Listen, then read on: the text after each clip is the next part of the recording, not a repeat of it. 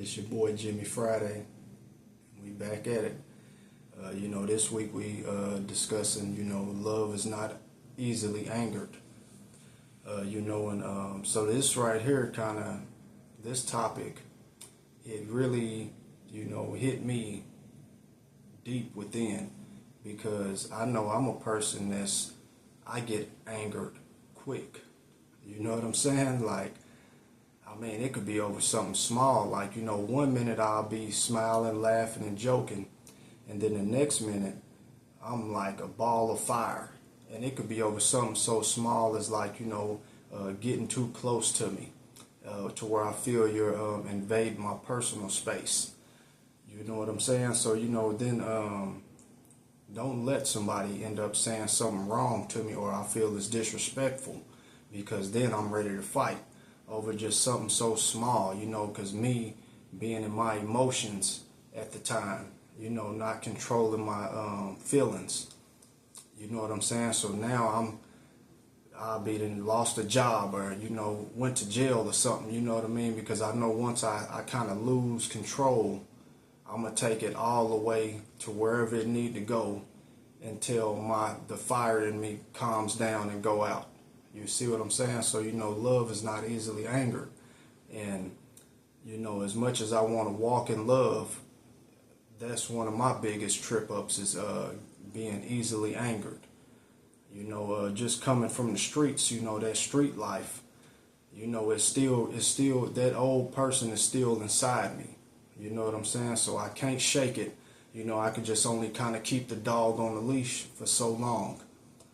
You know what I'm saying? Sometimes, I get so frustrated and so angered, to where I have to go off somewhere, and say a prayer or something, just so that hot temperament that's within me, that anger can be channeled to a better channel.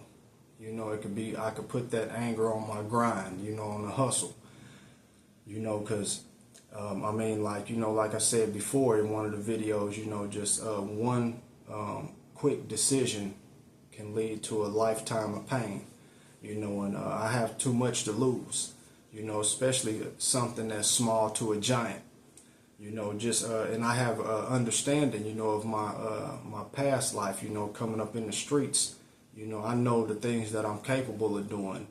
And now that, I'm in more of a professional atmosphere, I have to, think about every action I make. Is it going to be a bad reaction, or is it going to be a good response, a humble response? So I was thinking about, this scripture, because every time I kind of get off track, this scripture come to me from James, chapter 1, verse 19. I'm going to read it for you. It say, take note of this. Everyone should be quick to listen, slow to speak, and slow to become angry. And so, I think about that. It comes to me whenever that I get in my ways. That old street life come out of me. And now I done went from the professional man to the hit man. You know what I'm saying? Like straight up. So I think about that. As I was looking up the word anger, I had broke a few of these categories came to me, and I'm going to go over a few of them.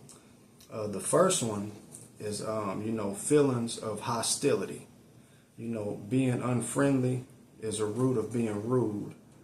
And when you feel hostile, nothing can be hidden.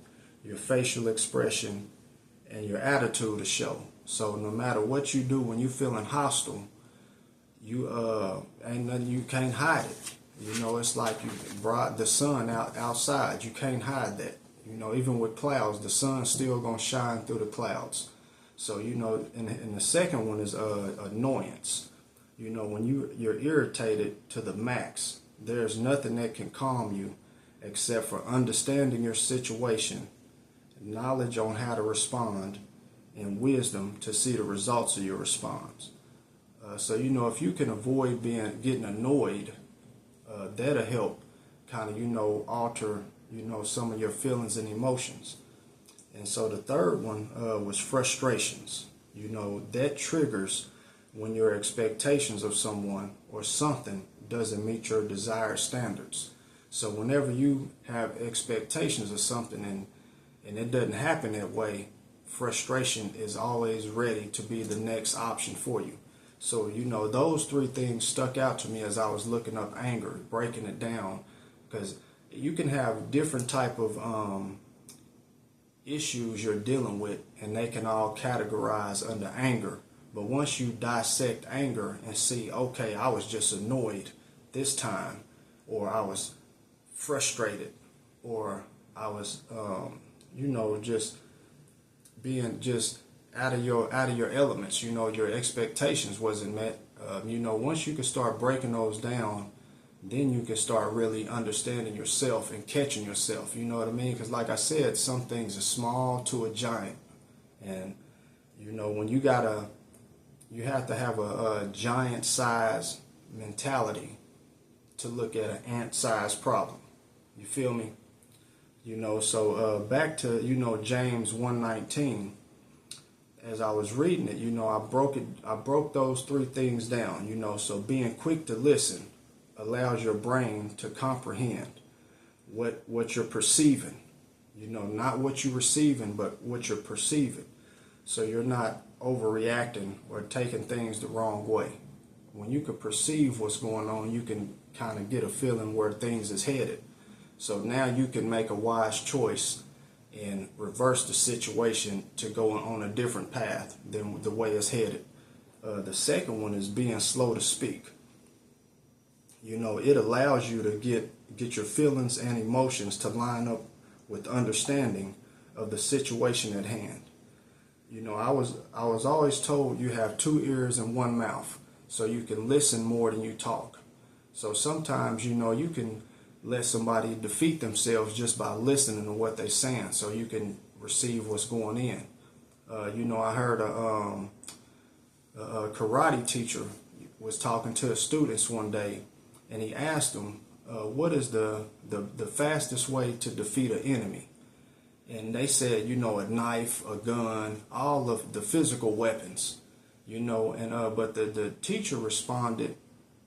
He said, his response, he just turned and walked away because none of them said the correct thing. But the answer was your mind. The fastest way to defeat an enemy is your mind. So I'm before I go to the third one, I'm gonna go to this scripture over here in 2 Corinthians, that speaks on that, like, what those students said about the mind. Let me pull it up. It's right here in 2 Corinthians, and it's chapter 10, verse 4. For though we live in the world, we do not wage war as the world does, which is what those students were saying about the weapons. The weapons we fight with are not the weapons of the world. On the contrary, they have divine power to demolish strongholds. We demolish arguments and every pretension that sets itself up against the knowledge of the Creator. And so, we take captive of every thought and make it obedience. So, think about, like I said, the quickest way to defeat somebody is your mentality, your mind. So like I said, it's small to a giant. So the third thing is, being slow to become angry. It allows you to get foresight on the outcome of the circumstance at hand, so you don't misinterpret your reaction and your response. Stay level-headed. So remember that you can react a certain way or you can respond a certain way. And so, being slow to become angry, it allows your mind to stay at peace. Stay level-headed. You know what I'm saying? So, like I said, this topic this week kind of, hit me on the inside because I can get angered quick. I think one of my strong points is always being a protector. I've always been a protector. It didn't matter who it was or where it was. If I felt like, somebody was being disrespectful to somebody I was with, one of the homies or somebody, and if I felt that this person wasn't responding to the threats, then I felt like I was being disrespected for them, so I would respond. So a lot of times I done got myself into situations for reacting to somebody else, being overprotective.